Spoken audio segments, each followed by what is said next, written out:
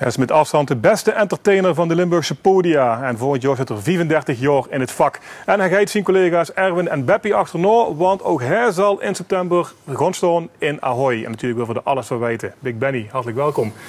Ja, een week geleden ongeveer, toen kwam het hoge woord te roet op de 11e van de 11e. Ja. Wat is er sindsdien allemaal gebeurd? Ja, dat kan ik bijna niet meer beschrijven. Er is zoveel gebeurd. Op de eerste plaats natuurlijk op het moment dat het uitkomt, dan veel een stuk spanning van de gaaf. Het is toch een geheim, was een aantal maanden. Het was eigenlijk even droog, dat was het tekstje die ze nog moest brengen. Op een gegeven moment helemaal... ik denk als ze erdoor gevolgd had, dat ik de troon over de wangen waar gerold bij spreken. Ja, dat weet ik niet. De spanning, momenten en dan komt het hoge woord roet en ja... Misschien ook omdat ze toen bestelden van, ik ken hem niet meer terug, nu moet ik het ook gaan doen? Weet ik niet. Ik denk niet dat ze op dat moment dat beseft, maar ik kom een gevoel op en ja, ik ben een gevoelsmens, dus... uiteindelijk is het allemaal goed uitgepakt, alleen het nummer erna is juist dan dat het fout gaat, maar die hadden heel tekstgebied. Maar ja goed, dan zien ze wel dat het live is, dus dat maakt allemaal niet zoveel uit. Wie waren de reacties?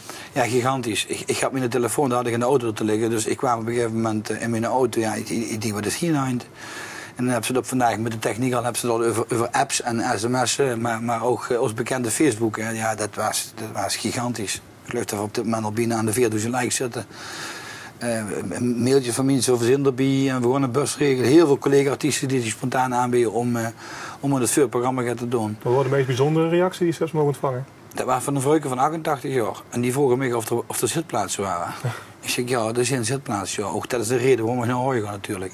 Ja, dan ben ik de eerste in Kaarkoch. En ik heb Rob Knubber toen gebeld, want heel die kaarten die bij de organisatie. Ja. En er was inderdaad 1 keertje gekocht. En die heeft met de bus met een remunt. Dus ja, ik vind dat gigantisch. Maar ook gehandicapte mensen met een rolstoel. Ik bedoel, Ahoy is helemaal ingericht op ontvangst van mensen die willen staan, mensen die willen zitten en mensen die eventueel in een rolstoel zitten. Dus iedereen kent daar terecht. Ja, wie zit ik voor de eerste vroeg van, goh, zou ze het leuk vinden om in Ahoy te gaan staan? Toen wordt een eerste reactie eigenlijk, nee, dat durf ik niet, dat doe ik niet. Nou, kijk, dat heeft twee gevoelens hebben erbij. Als artiest is het natuurlijk enorm chic als ze in Ahoy kunnen staan. Ik bedoel, het is toch de muziektempel van de zangers. Ook voor dich, want voor entertainers is het lekker de voetbalstadions, hè? De grote open vlaktes. Ja, misschien wel. Maar ja, ik heb in Ahoy gestaan en ik weet wat ze doen met akoestiekins en met leegkins en met dat soort arena-effect wat ze daar hebben. Het is toch een kleiner als een voetbalstadion. Een voetbalstadion is toch nog groter. Hè? Als ik nou... Gewoon maar de arena, gewoon 30, 34.000 mannen en Ahoy zitten ze met 14, 14,5. Ja. Dan zitten we er nog vol. Dus ik is echt een arena van. Maar nee, waar is mijn gedachte meer om een financiële open. Ik denk, ik durf dat risico in te lopen. Dadelijk dan zeggen de mensen, ja, we komen niet. En dan sta ik daar in Ahoy. En dan zit ik dan dat beeldje nog voor me van ooit heb ik gezien van André Hazes en Lorette Mar. Die daar een concert hield en die maar 140 man trokken. Die heb ik vroeger zijn de manager van, ja, hoe blieven ze nou? Ja, die kwamen niet. Dat zijn toch doembeelden die dan vooruit zijn. En hoe gaat die nog helemaal door de kop? Of zeggen ze van de middels weinig wat dat het niet gaat lukken? Nou kijk, de initiatieven van de mensen, van de verenigingen en zo die de afgelopen 10 dagen hebben plaatsgevonden, ja, bedoel, dat is gigantisch. Dat verwacht ze ook niet. Zelfs van mensen hoe we totaal niet verwachten. Ja, gewoon die er naartoe blijven, die daar overnachten. Afgelopen zondag heb ik een brunchroom opgetrooid en toen werd het toegabe gevraagd. En ja, natuurlijk toen ik toegabe. Ja, er moest wat toegabe doen, of we komen 2 bussen naar een concert toe. Ja, dan denk ik mezelf, ja. Dat in een weektijd hebben gedurven. En de zondag en de maandag. Dus in de weektijd hebben die al georganiseerd met bussen. Maar het is wel natuurlijk zo, Ben. Even dat met de vergelijking met Hazes. Daar zijn natuurlijk al 2 giganten voorgegangen. Erwin en Beppie. Ja. Dus laat ik zeggen, de bereidheid om er naartoe te gaan vanuit Limburg, die is er natuurlijk. Dus wat dat betreft moet dat ook een geruststelling zijn. En ik ken die broer Dree, dat is een geweldige organisator. Die had hem zelf op zijn eigen kop, en zou we daar zelf gaan staan. Hij had hem minimaal door zijn inzet en weet ik wat. De getallen van Beppie en Erwin ook wel. Dus dat weet zich ook. Ja, maar ja, dat is altijd zo. Kijk, als ik een film moet nemen, ik gewoon heel graag naar de Chinees toe. En de eerste keer is dat lekker, en de tweede keer is dat nog lekker. En de derde keer wil ik misschien toch net gedangers hebben. En dat moest ik ook voor ogen rijden. Gelukkig is het concert van Beb al 2 jaar geleden. Als ik gewoon, en van Erwin al inmiddels 4 jaar geleden. Ja, er zijn mensen die doorgegangen zijn die zeggen van, dat was zo chic, we gaan Ben ook achterna. Maar er zijn misschien ook mensen die zeggen, nou, ik heb het al 2 keer gezien, die blijven een keer toe. Maar ik weet ook dat ik een heel ander publiek kan trekken als Erwin en Beb. Ja, ik zeg van ik ben niet de beste zanger, dat weet ik ook, maar ik ben wel de beste entertainer. Ik maak er met alle respect voor Erwin en Beppie gewoon echt het grootste feestje van maken. Ja, dat weet ik zeker. Zullen we eens even kijken wie die entertainmentgehalte is? We hebben heel veel fragmenten van, dat weet ze. Verdachte vanmiddag al voor 1 fragment eruit pakken van Veer op de redactie. Nu altijd zeggen, dat wordt volgens mij het beste optreden gezien op een groot plein. Hè. Wat ik ooit gezien heb, dat was Statie voor Statie, hier in een eigen Remun, een paar jaar geleden. Ja. De dijstor, ik ben een bezig met een van de hardste nummers die ze hebben. Kijk heel even met wie het plein tekeer gaat. En denk dit even in als we straks in Ahoy hebben. Ja. Oké, springen! Hey, hey, hey, hey!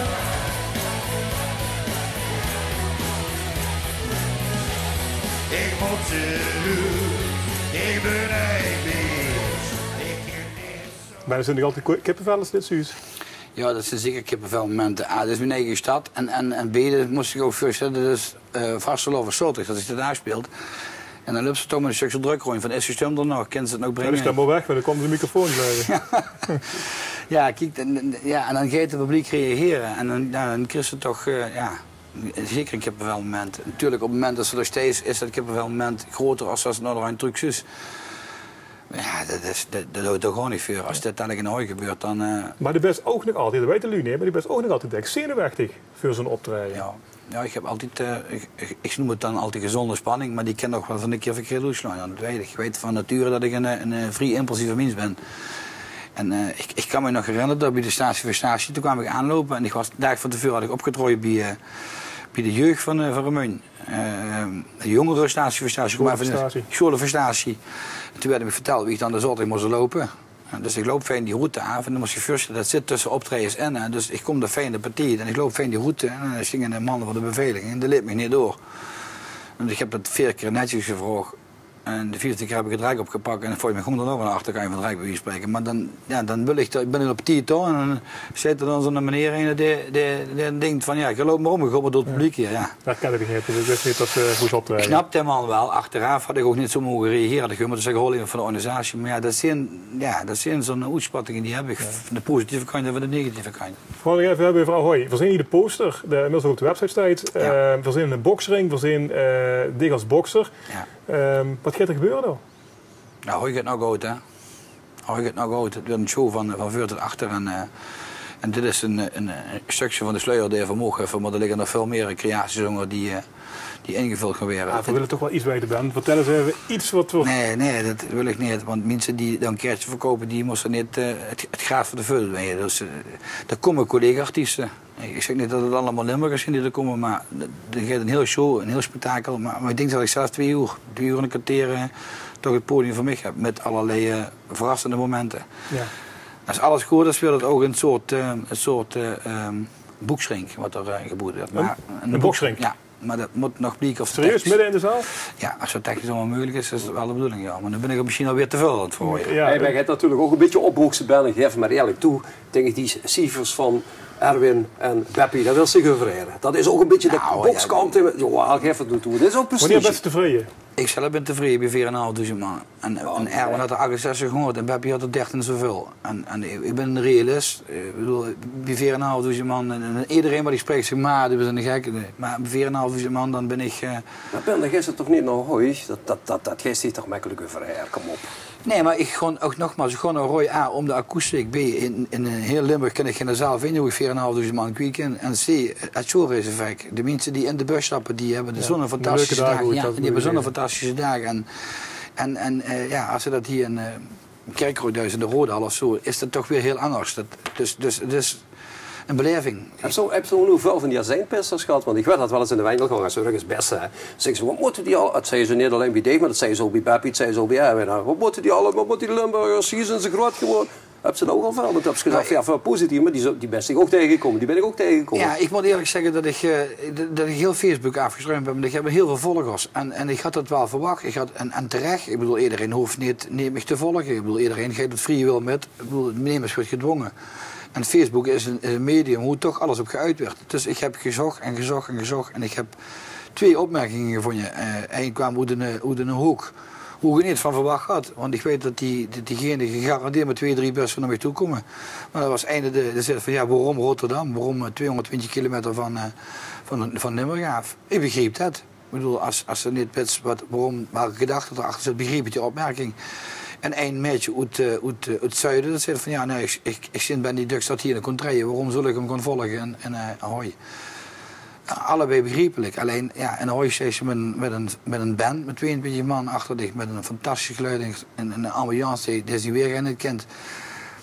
Ja, misschien dat ik het een beetje overtuigd hebben het erover in de bier. En de jongens zal zich wel. Ik kan er misschien overtuigen, want ben best in de boom van een event. De drinkt een half liter bier in 1,5 seconde volgens mij achterover. Maar ook in een klein hartje. En dat is juist denk ik ook de charme die bijvoorbeeld fans zitten van dich. Waarvan ik eigenlijk even kijken naar een fragmentje van een andere statie waarbij ze de jong de bühne pols met een verstandige beperking. En waarbij ze hem helemaal de bühne geus.